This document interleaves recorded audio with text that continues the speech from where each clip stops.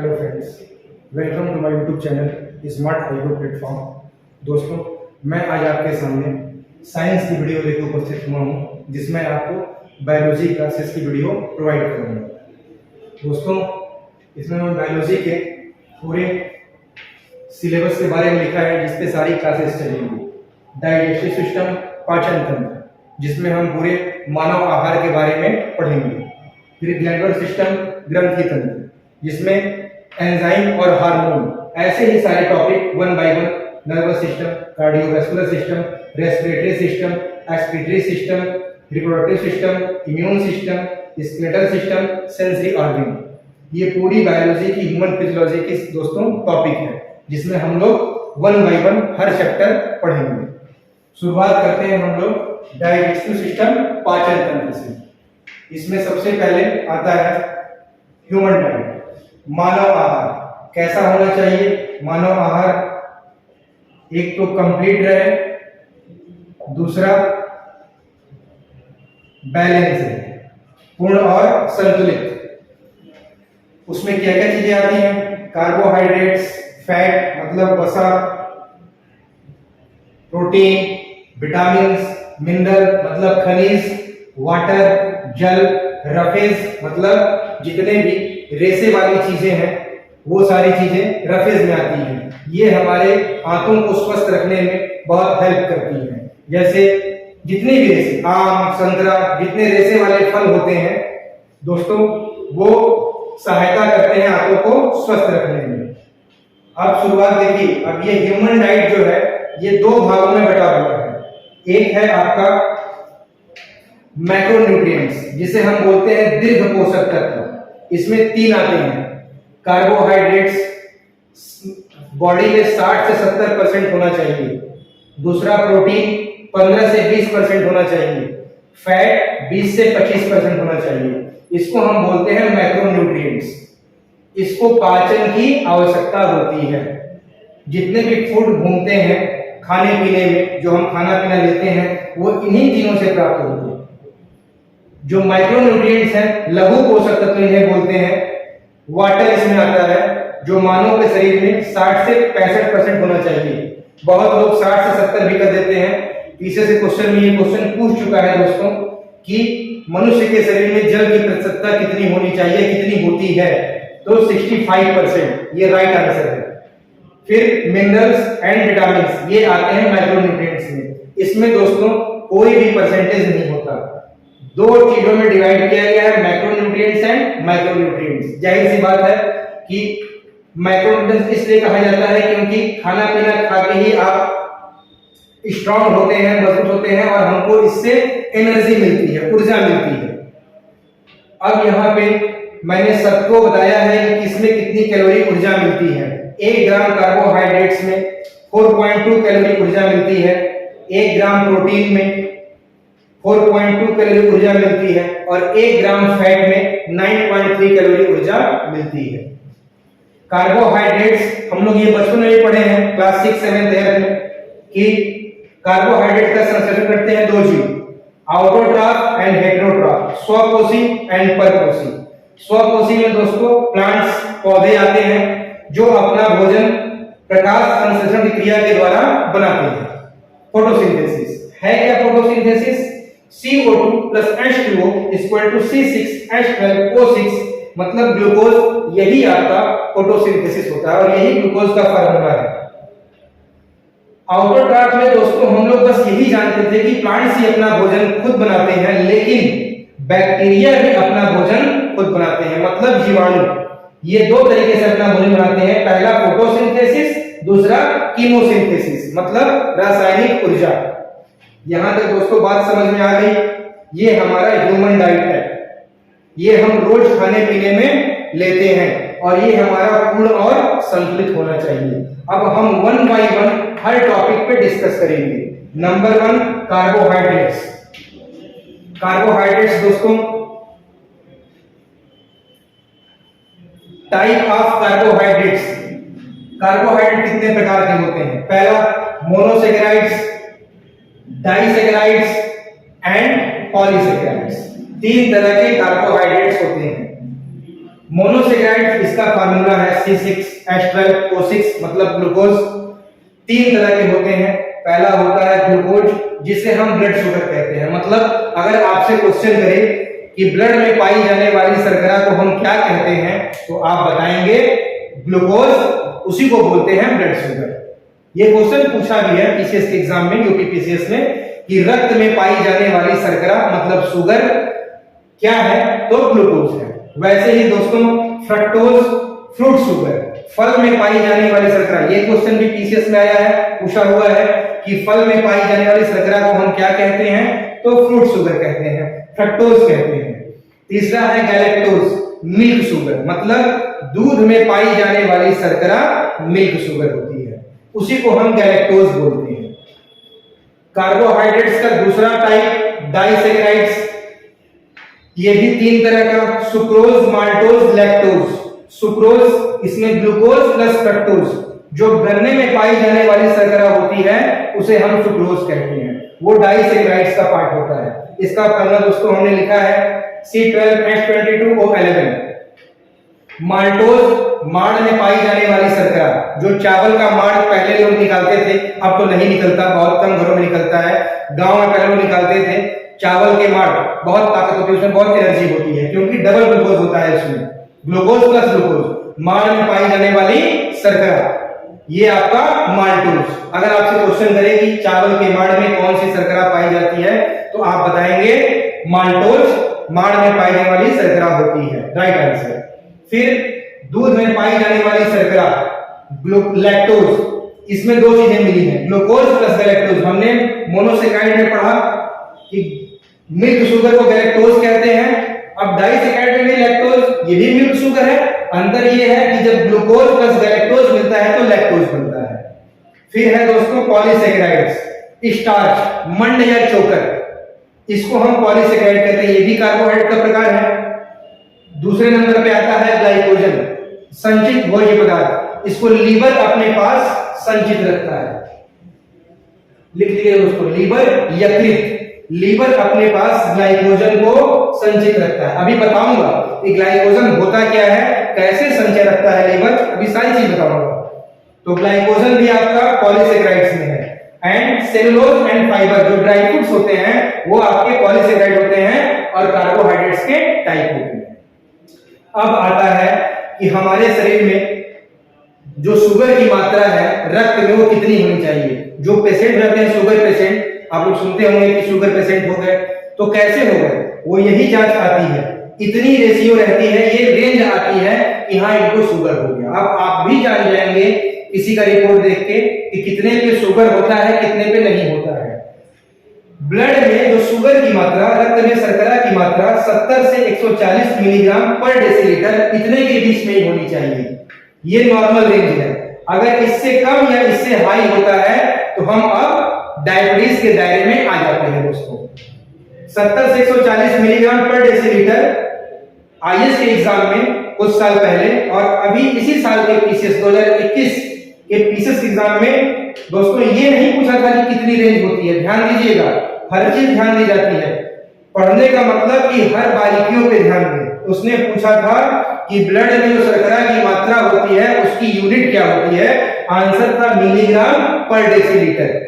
तो हर चीज ध्यान देना है। अब देखिए रक्त में ये तो नॉर्मल रेंज हो गई 70 से 140 मिलीग्राम पर डेसीलीटर। अगर 160 से 180 मिलीग्राम पर डेसीलीटर हुआ तो उसे हम कहते हैं प्री डायबिटीज। इसका मतलब कि शुगर होने वाली है, मधुमेह होने वाली है, ठीक है। और अगर 180 मिलीग्राम पर डेसीलीटर से अधिक हो गया तो आपको शुगर हो गई है, मतलब उसी को हम बोलते हैं ग्लूकोज यूरिन। यूरिन में ग्लूकोज का पाया जाना, ग्लूकोज यूरिया, मतलब आपको शुगर हो गई है। अब देखिए दोस्तों, मैंने यहाँ पे 70 से 40 लिया है और यहाँ 160 से 180 20 छोड़ा है। इसका भी रीजन है, दो तरह से शुगर को चेक करते हैं, मैं यहाँ लिख देता हूं। एक होता है फास्टिंग,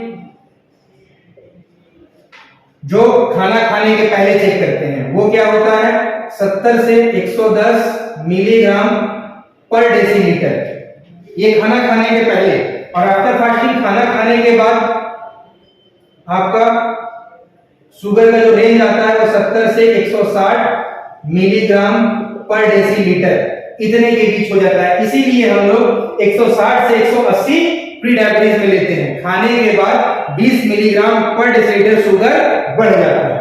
तो दोस्तों अभी तक आपको इतनी बातें अगर समझ में आई तो इसका एक स्क्रीनशॉट ले लीजिए।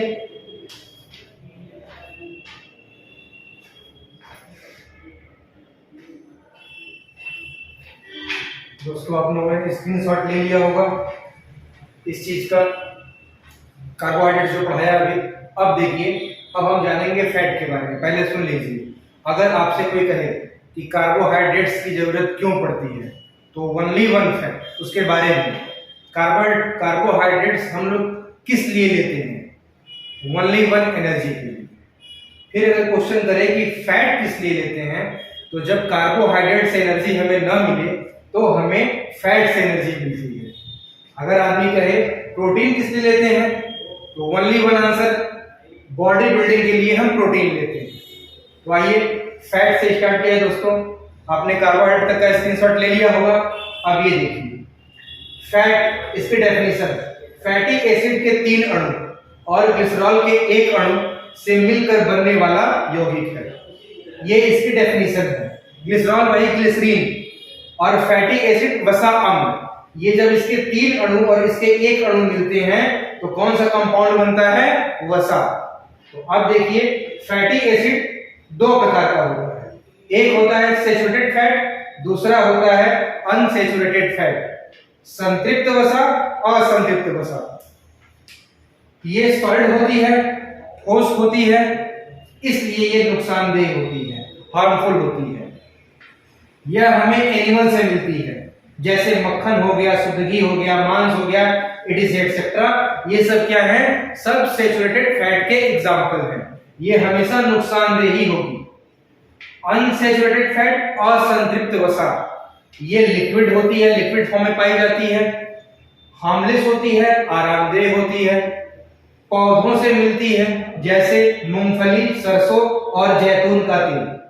अब समझिएगा दोस्तों, प्लांट ऑयल कैसे हम ये तय करते हैं कि ये बुरा है, ये अच्छा है? लिक्विड फॉर्म में प्लांट ऑयल, इस पे हाइड्रोजनेशन की क्रिया होती है तो वनस्पति घी बनता है। प्लांट ऑयल का मेल्टिंग पॉइंट कम होता है और वनस्पति घी का मेल्टिंग पॉइंट ज्यादा होता है। मेल्टिंग पॉइंट का मतलब इन द सेंस गलना। सोचिए, अगर हमारे हाथ में तेल लग जाए, हम सिंपल पानी से भी अगर धोले और पोंछ ले टॉवेल से तो हाथ एकदम फिट हो जाए, कोई भी स्किन एकदम अच्छी हो जाती है। लेकिन अगर हमारे हाथ में डालडा या घी लग जाए तो पहली बार में अगर हम साबुन से उस हाथ को धोएंगे तो साबुन ही पहली बार में झाग नहीं करेगा, दूसरी बार में साबुन झाग करता है तब हाथ साफ होता है। इसको कहते हैं किसी भी चीज का मेल्टिंग पॉइंट, गलना। ये चीज मेल्टिंग पॉइंट कभी नहीं जमती। कभी देखें सरसों का तेल कितना महंगा, ठंडी पड़े जम जाए? जमेगी नहीं। लेकिन अगर घी को एसी में रख देंगे, कूलर में रख देंगे, घी जम जाएगा। इसका मेल्टिंग पॉइंट ज्यादा होता है, इसी कारण ये ट्रांस फैट को जन्म देती है। इसीलिए कई लोग अपने प्रोडक्ट में, जो मार्केट में प्रोडक्ट आते हैं, तो लोग बोलते हैं कि हमारे प्रोडक्ट में ट्रांस फैट नहीं है। ट्रांस फैट का मतलब कि यह शरीर में बुरे कोलेस्ट्रॉल के स्तर को बढ़ाता है। अब कोलेस्ट्रॉल भी ये नहीं कि नुकसानदेह ही है, कोलेस्ट्रॉल भी 2 प्रकार का होता है। यहां मैंने लिखा है कोलेस्ट्रॉल 2 टाइप, HDL, LDL।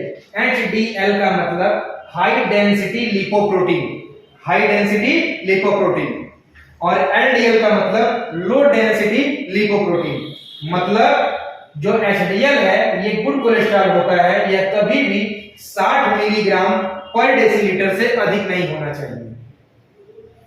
ये हमें मिलता है बादाम में, अखरोट में, पिस्ता में। ये गुड कोलेस्ट्रॉल है, इसको खाने से फायदा ही होता है।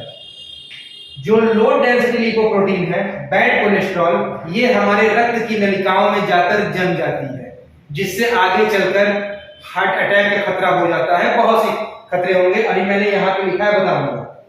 बैड कोलेस्ट्रॉल ये आपका 100 मिलीग्राम डेसीलीटर से कम होना चाहिए, इससे अधिक नहीं होना चाहिए। लिखा गया हो कि रक्त की नलिकाओं में जम जाती है। अब देखिए कोलेस्ट्रॉल के जमने से क्या क्या होता है, हार्ट अटैक हो सकता है, हृदयाघात, हैमरेज हो सकता है, जो कहते हैं कि ब्रेन हैमरेज हो गया, अंदर ही अंदर शरीर ब्रेन के नस का फट जाना, आदमी की मृत्यु हो जाना, उसके बाद ब्रेन स्ट्रोक, मस्तिष्क का एकाएक काम करना रुक जाना, बंद हो जाना, ये सब कोलेस्ट्रॉल के जमने से होते हैं।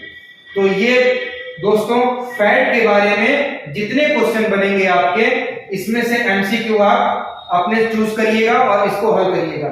ये आपको समझ में आ चुका होगा फैट के बारे में। अब आइए प्रोटीन के बारे में समझते हैं। प्रोटीन, इसकी खोज जे बर्जीलियस ने 1930 ईस्वी में की थी। इसको हम बोलते ही हैं चेन्स ऑफ अमीनो एसिड, मतलब यह अमीनो अम्ल की श्रृंखला है। ठीक है, नाइट्रोजन जो एलिमेंट है, नाइट्रोजन से ही कोशिकाएं बनती हैं और ये नाइट्रोजन जो है अमीनो अम्ल से मिलता है। ठीक है, अमीनो अम्ल जो होता है दोस्तों, उसके जोड़ने वाले जो बॉन्ड होते हैं, उस बॉन्ड को हम पेप्टाइड बॉन्ड कहते हैं। आप देखेंगे यहां मैं बना देता हूं अमीनो अम्ल, आप देखेंगे प्रोटीन का, तो इसका इमेज ऐसे आएगा। तो ये जो प्रोटीन अमीनो अम्ल ही जब इकट्ठे होकर मिल जाते हैं, एक चेन बनती है, तब हम उसको नाम देते हैं कि वो प्रोटीन है। तो जिस एक चेन के चलते एक दूसरे से जुड़ा हुआ है, उस बॉन्ड को, बॉन्ड का मतलब ये होता है बांधना, उस बॉन्ड को हम क्या कहते हैं, पेप्टाइड बॉन्ड कहते हैं। ये क्वेश्चन पूछा हुआ है कि अमीनो अम्ल को जोड़ने वाले बॉन्ड को क्या कहते हैं, तो आप बताएंगे पेप्टाइड बॉन्ड कहते हैं। फिर प्रोटीन जब पचता है तो अमीनो अम्ल बनता है, और अमीनो अम्ल जब टूटता है तो यूरिया बनती है। अभी तक 170 से ज्यादा अमीनो अम्ल खोजी गई है, जिसमें से केवल 20 अमीनो अम्ल मानव के शरीर के लिए आवश्यक है। ठीक है दोस्तों, अब उस 20 अमीनो अम्ल में भी 11 जो आपके अमीनो अम्ल हैं नॉन एसेंशियल है, इसका मतलब आवश्यक नहीं है। क्यों? क्योंकि इनका उत्पादन हमारे शरीर के अंदर ही होता है, तो शरीर के अंदर ही हो रहा है, तो इसलिए इनकी आवश्यकता नहीं है। लेकिन जो 9 है, ये हम शरीर के, इसका उत्पादन हमारे शरीर में नहीं होता है, जो हमें बाहर से लेनी होती है। वही 9 जो एसेंशियल अमीनो अम्ल होते हैं, उसी को हम बोलते हैं ओमेगा 3, ओमेगा 6। ये मिलते हैं ओमेगा 3 अलसी, तीसी के बीज में। बहुत ही ज्यादा हेल्दी फूड है ये अलसी, तीसी। आपके हम इसे किस लेते हैं, हृदय के स्वास्थ्य के लिए इसकी आवश्यकता होती है।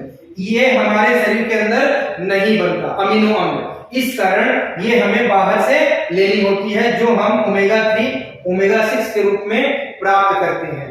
ओमेगा 3 अलसी या तीसी के बीज में, और जो ओमेगा 6 है ये मूंगफली, अखरोट, मछली, सोयाबीन, सूरजमुखी के तेल में ओमेगा 6 मिलता है।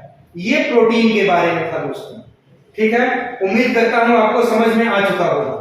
अब हम बात देखिए 1 बाय 1 हम चल रहे हैं। हमने सबसे शुरुआत कहां से की, ह्यूमन डाइट। ह्यूमन डाइट में हमने 7 चीजें पढ़ी, carbohydrate, fat, protein, mineral, vitamin, water, roughage. उसमें से हमने कार्बोहाइड्रेट्स पढ़ लिया, फैट पढ़ लिया, अब प्रोटीन भी पढ़ लिया। अब हम आते हैं विटामिन के बारे में। विटामिन, अगर आपसे कोई क्वेश्चन पूछे कि हम विटामिन लेते किस लिए हैं, तो आप सबसे पहला आंसर देंगे पचे हुए भोजन को अवशोषित करने के लिए विटामिन की आवश्यकता होती है। जो हम खाना खाते हैं, जो डाइजेस्ट होता है, उसको जो एब्जॉर्ब करे वो विटामिन है, इसलिए हम विटामिन लेते हैं। क्यों? क्योंकि हमें ऊर्जा की प्राप्ति हो। विटामिन 2 भागों में बटे होते हैं, एक होता है वाटर सोलुबल, दूसरा होता है फैट सोलुबल। वाटर सोलुबल जो जल में घुलनशील, जो जल में विलेय हो, घुलनशील हो, वो होते हैं विटामिन बी, सी, पी। यहां सभी क्वेश्चन आते हैं दोस्तों, सीधे क्वेश्चन पूछ लेते हैं कि जल में घुलनशील विटामिन कौन सी है या वसा में घुलनशील विटामिन कौन सी है, तो आप बताएंगे कि जल में घुलनशील विटामिन बी, सी, पी, और वसा में घुलनशील विटामिन ए, डी, ई, के, 4 विटामिन। ठीक है, अब हम विटामिन ए की बात कर लें। सबसे पहले तो आप याद रखिए विटामिन ए का रासायनिक नेम, यहां से क्वेश्चन पूछता है, सारे विटामिनों का रासायनिक नेम जरूर याद रखिएगा, क्योंकि एग्जाम में कई बार क्या होता है, इधर विटामिन इधर रासायनिक नेम मैच कराइए, तो वो तो आना ही आना होता है एग्जाम में, ये बहुत इंपॉर्टेंट क्वेश्चन है। तो विटामिन ए का रासायनिक नेम रेटिनॉल होता है। अब देखिए विटामिन ए हमें कैसे मिलती है, बीटा कैरोटीन से यह हमें मिलती है। ठीक, विटामिन ए यह हमें बीटा कैरोटीन से मिलता है, जिसे यकृत मतलब लीवर विटामिन ए में चेंज कर देता है। समझिएगा, विटामिन जितने भी हैं उसमें विटामिन ए और डी दोस्तों, जो ये विटामिन ए और डी है ये खाते ही नहीं मिलते, ये जाने के बाद चेंज होते हैं तब हमें मिलते हैं। बीटा कैरोटीन से मिलता है जिससे लीवर विटामिन ए में चेंज कर देता है। अब क्वेश्चन आएगा बीटा कैरोटीन क्या है, तो बीटा कैरोटीन इस धरती में जितने भी रंगीन फल हैं और हरे पत्तेदार सब्जियां उसमें बीटा कैरोटीन पाया जाता है। ठीक है, अब आप समझ रहे होंगे बीटा कैरोटीन क्या है, और ये जाके क्या करता है, ये हमें बीटा कैरोटीन से हमें विटामिन ए मिलता है जिसको लीवर ही चेंज करता है। ठीक है, अब पूछता है क्वेश्चन कि विटामिन ए का मुख्य सोर्स क्या है, मेन सोर्स।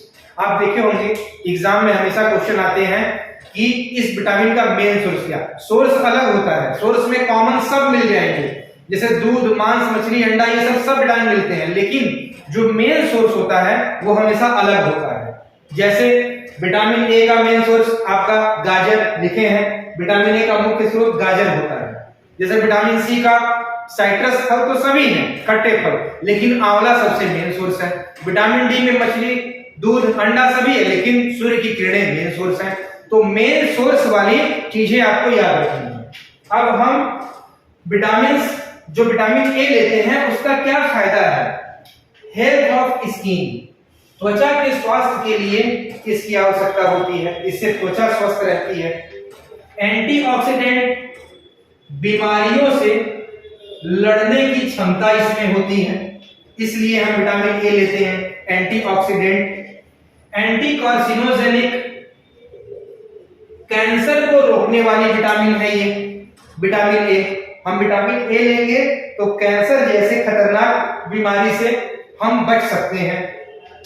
और हेल्थ ऑफ आईज, आंखों के स्वास्थ्य के लिए विटामिन ए की आवश्यकता होती है। इंपॉर्टेंट रोल तो विटामिन ए यही अदा करता है आंखों के स्वास्थ्य के लिए। इसी की कमी से मैं अभी आगे बताऊंगा, अभी लिखवाऊंगा अभी आपको कि इसी की कमी से नाइट ब्लाइंडनेस, रतौंधी नामक रोग हो जाता है। कैसे होता है ये समझिए। विटामिन ए है, उसी से रॉड्स और कोन्स बनते हैं, और ये रॉड्स और कोन्स क्या है दोस्तों, जो हमारे आंखों की रेटिना पर ये रॉड्स और कोन्स पाए जाते हैं। ये आंखों की रेटिना पर पाए जाने वाले दो संवेदी कोशिकाएं हैं। ठीक है, रॉड्स से हम केवल डिम और ब्राइट दो लाइट देखते हैं रॉड्स की सहायता से। जैसे आप देखते हैं कि अगर दिन है तो देख रहे हैं, रात हो गई, शाम हो गई, फिर भी हम देखते हैं। अगर घर में गए, रात में अगर लाइट ऑफ हो गई, फिर भी कुछ देर बाद हमको देखिए हल्का हल्का डिम लाइट अपनी आंखों की रोशनी से दिखाई देने लगता है। वो रॉड्स के चलते, रॉड से ही हम डिम और ब्राइट दोनों लाइट देखते हैं, मतलब मध्यम प्रकाश और तीव्र प्रकाश। इसीलिए अगर हमारा रॉड्स खराब हो जाता है तो हम दोस्तों दिन में तो देख पाते हैं, क्योंकि अभी आगे पढ़ाएंगे फोन से हमें ब्राइट लाइट मिल जाती है। ठीक है, लेकिन रॉड्स जो हमारा है वो खराब हो गया, इसलिए दिन में तो हम देख पा रहे हैं, लेकिन अब डिम लाइट के लिए तो हमको रॉड्स चाहिए, रात में इसी कारण हम देख नहीं पाते। इसीलिए नोटिस पॉइंट में लिखा है मध्यम प्रकाश को केवल हम रॉड्स की सहायता से ही देख सकते हैं। इसी कारण रॉड्स के फेल होने को ही हम लोग कहते हैं कि नाइट ब्लाइंडनेस हो गया, मतलब रतौंधी नामक रोग हो गया है। इसका स्क्रीनशॉट ले लीजिए दोस्तों, फिर मैं आगे आता हूं चैप्टर पे।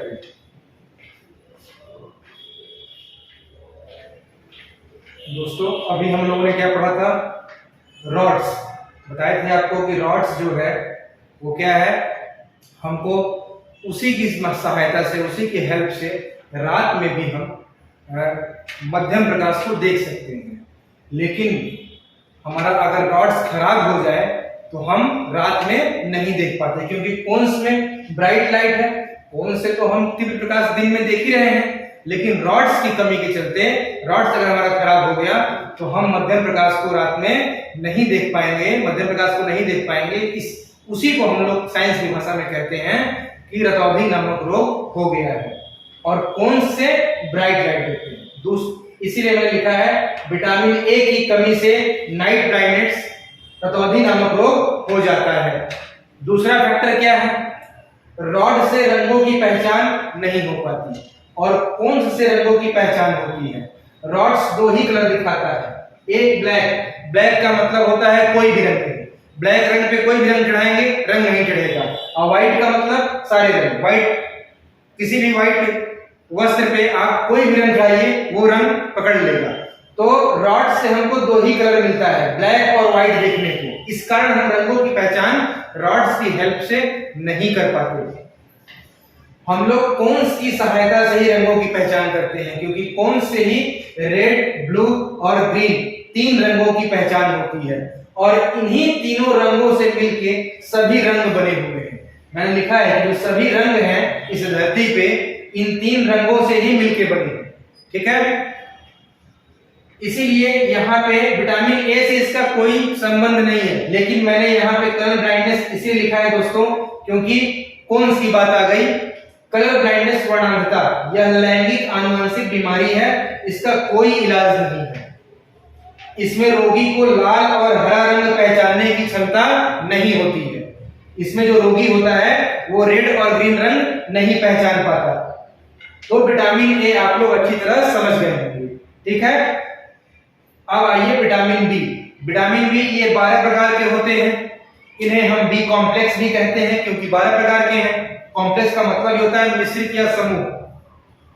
अब विटामिन बी में मैंने दोस्तों एकदम विटामिन बी 12 प्रकार के हैं, इसलिए सीधे इनका विटामिन, रासायनिक नाम, उनकी कमी से होने वाला रोग और उनके सोर्स क्या है ये लिखा है। विटामिन बी1 का रासायनिक नेम थायमीन है, और इसकी कमी से बेरी नामक रोग होता है। किसमें ये पाया जाता है? मूंगफली और तिल में विटामिन बी1 मिलता है। विटामिन बी2 इसका रासायनिक नेम राइबोफ्लेविन, इसकी कमी से होने वाला रोग है त्वचा का फटना, आंखों का लाल होना, ठीक है। ये विटामिन बी2 कमी से होता है। कलेजी, सब्जियां और दूध इसके सोर्स हैं। विटामिन बी3 नियासिन इसका रासायनिक नेम, इसकी कमी से होने वाला रोग है बाल सफेद होना, मंदबुद्धि होना, इसका सोर्स है मांस, दूध, टमाटर, मूंगफली। फिर विटामिन बी5, 4 नहीं आता, विटामिन बी5 आता है। पेंटोथेनिक एसिड या पेंटोथेनिक अम्ल, इससे पेलाग्रा मतलब त्वचा का दाग होना, स्किन पे दाग होना, उसी को बोलते हैं 4D सिंड्रोम, ये इसका डिसीज है। इसके सोर्स क्या है? मांस, मूंगफली, पत्ती वाली सब्जियां, मतलब ये खाने से ये चीज नहीं होगी। विटामिन बी6 पैराडॉक्सिन, इसकी कमी से एनीमिया और त्वचा रोग, स्किन डिसीज होता है दोस्तों। ये यकृत, मांस और अनाज में मिलता है। विटामिन बी7 इसका नाम, रासायनिक नाम बायोटीन, इसकी कमी से लकवा, शरीर में दर्द, बालों का गिरना, ये सारी चीजें होती हैं। मांस, अंडा, यकृत विटामिन बी7 का सोर्स है। विटामिन बी11 फॉलिक एसिड या फॉलिक अम्ल, इसकी कमी से होने वाला रोग एनीमिया। एनीमिया का मतलब होता है रक्त की कमी, मतलब खून की कमी, इसको रक्ताल्पता भी बोलते हैं। और पेचिस होना, पेचिस मतलब बार बार दस्त का होना, ये विटामिन बी11 की कमी से होने वाला रोग है। ये दाल, यकृत और सब्जियां इसके सोर्स हैं। बहुत लोग यहाँ पे भ्रमित हो जाते हैं एग्जाम में, जब पूछता है कि चींटी काटती है तो कौन सा एसिड छोड़ती है, वो फॉर्मिक अम्ल होता है, ये फॉलिक अम्ल है, ध्यान रखिएगा। विटामिन बी11 फॉलिक एसिड। विटामिन बी12 साइनोकोबालामीन, इसमें कोबाल्ट मिनरल्स पाया जाता है। ये क्वेश्चन पूछा भी है कि विटामिन बी12 में कौन सा मिनरल्स पाया जाता है, तो कोबाल्ट मिनरल्स। इसकी कमी से भी एनीमिया होता है, और यह स्रोत है इसका मांस, कलेजी और दूध, ठीक है दोस्तों। विटामिन बी3 को मैंने अलग से लिखा है क्योंकि सबसे इंपॉर्टेंट विटामिन है, क्योंकि ये हमारे शरीर में कोलेस्ट्रॉल की मात्रा को बताती है। विटामिन बी3 लिखा हूं, रक्त में कोलेस्ट्रॉल की मात्रा को नियंत्रित करने के लिए विटामिन B3 की आवश्यकता होती है। टोटल कोलेस्ट्रॉल बॉडी में कितना होना चाहिए? 150 से 200 मिलीग्राम पर डेसीलीटर के बीच में। ठीक है दोस्तों, ये था हमारे विटामिन बी कॉम्प्लेक्स। अब आते हैं विटामिन सी पे। इसका रासायनिक नाम है एस्कॉर्बिक एसिड या एस्कॉर्बिक अम्ल। कोशिका भित्ति को जोड़ने का कार्य करता है विटामिन सी, सेल वॉल, इसीलिए हमारी स्किन पे झुर्रियां नहीं पड़ती, रिंकल नहीं आता। इसे लिखे हैं कि इसकी कमी से त्वचा ढीली या झुर्री पड़ जाती है। जितने भी साइट्रस फ्रूट है इस दुनिया में, खट्टे फल या खट्टे फलों में पाया जाता है, जैसे अमरूद, मौसमी अनार, टमाटर, नींबू, संतरा, मिर्च। हाँ दोस्तों, मिर्च में भी विटामिन सी पाया जाता है। बाकी जितने भी साइट्रस फ्रूट हैं सब में विटामिन सी। और विटामिन सी का मुख्य सोर्स मेन सोर्स आंवला है दोस्तों। ठीक है, इसकी कमी से स्कर्वी नामक रोग हो जाता है। स्कर्वी का मतलब मसूड़ों का फूलना। अब आइए विटामिन डी पे। विटामिन डी का रासायनिक नाम है calciferol, calcium plus phosphorus, calciferol. इसका उत्पादन हमारी त्वचा में ही होता है। हमारी त्वचा पर एक पदार्थ पाया जाता है जिसका नाम है 7 हाइड्रोक्सी कोलेस्ट्रॉल। अभी आपको समझाते हैं। जब हम कभी भी हमारी बॉडी कटे नहीं, छिल जाए, कभी हम कहीं गिर जाए और हमारी बॉडी कहीं छिल जाए, तो छिलने पे देखते हैं जब चमड़ा का लेयर हटता है दोस्तों, स्किन का लेयर हटता है, तो पहले हड्डी और नस नहीं दिखाई देती, व्हाइट रंग का एक लेयर आता है, उसमें से खून रिस के निकलता है, उसी का नाम है 7 हाइड्रोक्सी कोलेस्ट्रॉल। और जब उस पर पराबैंगनी किरणें पड़ती हैं, अल्ट्रावायलेट, तो विटामिन डी में चेंज हो जाती है। मैंने बताया था ना कि vitamin A, vitamin D change होकर मिलती है। तो 7 हाइड्रोक्सी कोलेस्ट्रॉल हमारे शरीर के अंदर पाया जाता है जब सूर्य की किरणें इसमें जाती हैं, प्रवेश करती हैं और पराबैंगनी किरणें इससे रिएक्शन करती हैं, तो विटामिन डी बनता है। इसका सोर्स है मछली, दूध, अंडा। लेकिन विटामिन डी का मुख्य सोर्स पूछे तो सूर्य की किरणें मतलब धूप। ठीक है, विटामिन डी फास्फोरस और कैल्शियम का अवशोषण करता है, एब्जॉर्प्शन करता है, और इसी से हमारी दांत और अस्थि मजबूत होती है। दांत और अस्थि मजबूत होती है। अब हम विटामिन डी के डिसीज के बारे में पढ़ लेते हैं, उससे होने वाले रोग बच्चों में और बड़ों में। विटामिन डी की कमी से बच्चों में रिकेट्स, सूखा नामक रोग हो जाता है। ठीक है दोस्तों, और विटामिन डी की कमी से वयस्कों में, एडल्ट्स में 2 बीमारियां होती हैं। ऑस्टियोमलेशिया, जिसको हम बोलते हैं हड्डियों का मुलायम होना, और दूसरा ऑस्टियोपोरोसिस, हड्डी का पतला और कमजोर होना। ये लाइलाज बीमारी है, इसका कोई इलाज नहीं है। सेक्स हार्मोन की कमी से ये बीमारी होती है, इस बीमारी का कोई इलाज नहीं है। और नोटिस पॉइंट ये है कि हम 40 वर्ष तक ही अस्थियों को मजबूत कर सकते हैं, उसके बाद हम हड्डियों को मजबूत करना चाहेंगे तो मजबूत नहीं कर सकते।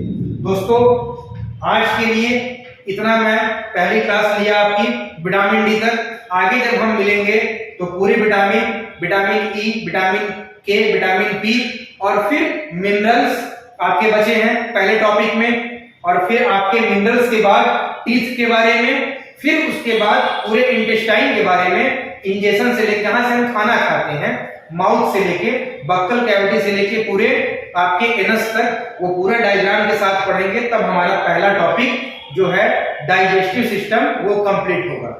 स्क्रीनशॉट ले लीजिए। फिर मिलते हैं दोस्तों अगले वीडियो में। Thank you so much.